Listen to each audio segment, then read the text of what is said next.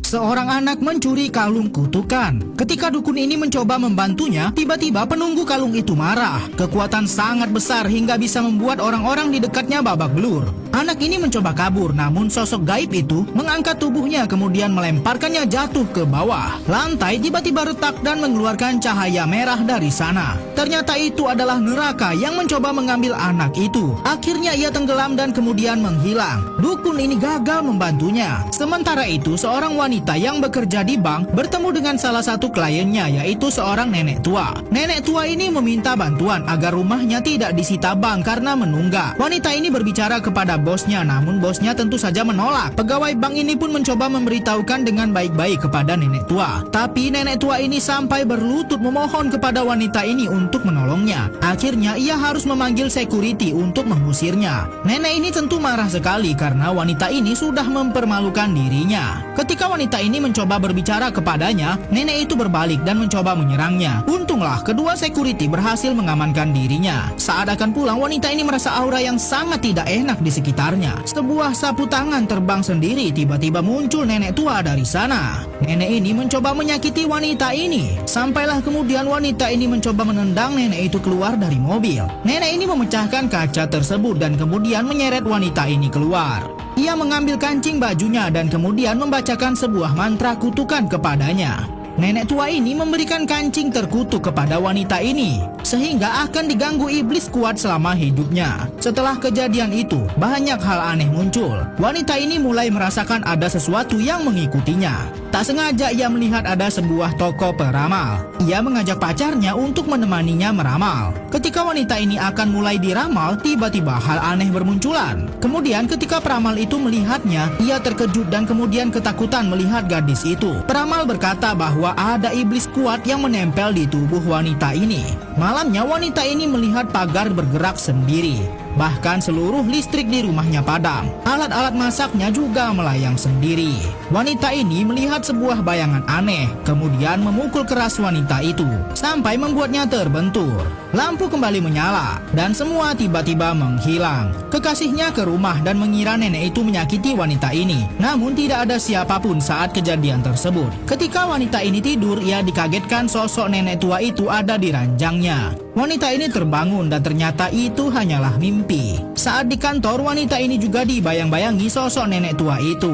Kemudian tiba-tiba sebuah darah muncul dan wanita ini mimisan. Anehnya ia juga memuntahkan darah begitu banyak. Wanita ini pun mencoba ke rumah nenek tua yang sempat ia sakiti hatinya untuk meminta maaf kepadanya. Ia bertemu dengan seorang wanita yang mengetahui cerita nenek itu yang dipermalukan di bank. Saat tiba, wanita ini kaget, ternyata nenek tua itu sudah meninggal. Ia tak sengaja terjatuh di atas mayat nenek tua itu. Esoknya gadis itu kembali menemui peramal yang pernah ia temukan. Ternyata wanita ini sudah ditempeli roh kuat bernama Lamia. Barulah wanita itu berkata ia dikutuk menggunakan kancing bajunya. Wanita ini bisa selamat dengan menumbalkan seekor hewan. Namun ia sempat menolak karena ia adalah seorang vegan dan pecinta hewan. Bayangan hitam terus meneror wanita ini. Kehidupannya tidak pernah tenang setelah mendapat kutukan dari seorang nenek tua misterius. Teror mistis semakin banyak ia alami. Bahkan ia terlempar-lempar di rumahnya sendiri. Karena sudah merasa sangat frustasi, ia pun ingin mencoba menuruti perkataan seorang dukun yang menyarankan Christine harus menumbalkan seekor hewan agar semua teror mistis ini menghilang. Setelah melakukan itu semua, Christine mencoba menenangkan diri dan berharap semua teror ini benar-benar menghilang. Christine pun mencoba untuk ikut dalam pesta makan malam di rumah calon mertuanya. Namun ternyata teror yang menimpa dirinya belum usai. Ia mendengar suara-suara aneh dan kue yang ada di depannya mengeluarkan bola mata. Christine pun tiba-tiba sendawa dan mengeluarkan lalat dari dalam mulutnya. Suara aneh semakin keras di telinganya dan ia malah melemparkan sebuah gelas ke pintu. Tentu saja sikap aneh Christine membuat calon mertuanya merasa ilfil dan takut dengan dirinya. Wanita ini pun mengamuk di rumah dukun karena kutukan terhadap dirinya tidak kunjung menghilang. Walaupun sudah mengikuti saran sang dukun untuk menumbalkan seekor hewan. Namun dukun berewok mengatakan, ada lagi satu dukun hebat yang bisa membantunya. Namun Christine harus menyiapkan uang 100 juta. Christine pun mencoba meminjam uang dengan bosnya, namun tak ada hasil. Christine pun harus mencari cara lain untuk mendapat uang. Ia pun mengumpulkan semua barang-barang yang ada di rumahnya. Setelah semua barang-barang terkumpul, uang yang didapatkannya ternyata masih kurang. Christine benar-benar bingung bagaimana lagi mendapatkan uang. Bagaikan malaikat, kekasihnya datang dan mengatakan kalau semua biaya perdukunan sudah dibayarnya. Akhirnya mereka pun bersama-sama datang ke rumah dukun yang katanya bisa mengatasi semua masalah teror mistis Christine. Ia pun langsung diarahkan ke ruang ritual dan tampak seekor kambing pun disiapkan. Ritualnya adalah dukun Shandina akan memanggil roh yang mengganggu Christine, lalu memasukkannya ke kambing yang ada di samping mereka. Tak berlama-lama, Shandina langsung memimpin ritual ini. Christine awalnya ragu apakah ini akan berhasil. Namun dukun brewok meyakinkan Christine untuk fokus sehingga ritual ini bisa berhasil. Namun karena ritual mereka terlalu kuat, ada satu geng roh jahat yang malah datang. Setelah beberapa saat, barulah roh yang mereka incar datang ke sini dan merasuki Dina. Roh jahat ini berkata kalau ia benar-benar ingin jiwa Christine untuk dibawa ke neraka. Christine harus menyentuh tubuh Dina yang kerasukan ini untuk memindahkannya ke kambing yang sudah mereka siapkan. Roh jahat sudah berpindah ke seekor kambing dan saat akan dieksekusi malah meleset sehingga roh jahat tadi sudah berpindah ke dalam jiwa salah seorang dukun yang seharusnya menjadi eksekutor kambing tadi. Situasi menjadi sangat kacau sebab roh jahat yang seharusnya mereka musnahkan malah mendapatkan tubuh yang sangat kuat. Christine mencoba untuk kabur, namun roh jahat benar-benar menginginkan jiwanya. Dukun utama yang sempat kehilangan kesadarannya pun akhirnya mulai pulih dan ia langsung menggunakan kekuatannya untuk mengusir roh jahat yang seharusnya mereka musnahkan. Namun Shandina harus merelakan nyawanya atas ritual ini. Dukun brewok ini berkata kali ini Dina harus menyelesaikan semua masalahnya sendiri. Cara terakhir adalah memindahkan kutukan kepada orang lain. Tak berlama-lama, Christine pun langsung berencana untuk memindahkan benda terkutuk yang selama ini ia simpan kepada orang lain secara random. Namun saat akan melakukannya, Christine malah tak tega untuk menumbalkan orang lain tak bersalah demi kebebasannya. Setelah berdiskusi dengan seorang dukun, Christine memutuskan untuk mengembalikan benda terkutuk yang sempat diberikan kepadanya ke dalam kuburan orang yang sudah mengutuknya. Dengan penuh amarah, ia mengembalikan kancing terkutuk miliknya ke dalam kuburan nenek tua yang sudah mengutuknya. Setelah melakukan ini, Christine pun merasa tenang dan berharap semua terornya sudah usai. Namun saat ia akan melakukan perjalanan liburan bersama kekasihnya, Christine kaget ternyata kancing terkutuk miliknya ada disimpan oleh kekasihnya. Ternyata yang dimasukkan ke dalam kuburan semalam hanyalah amplop berisi koin. Koin dan kancing terkutuk ini tertukar saat Christine sedang berada di mobil kekasihnya. Christine pun panik dan ia terjatuh ke rel kereta. Tepat saat itu, roh jahat muncul lagi dan mengambil jiwanya untuk dibawa ke neraka. Akhirnya semua usaha Christine menghilangkan teror kepada dirinya hanyalah sia-sia.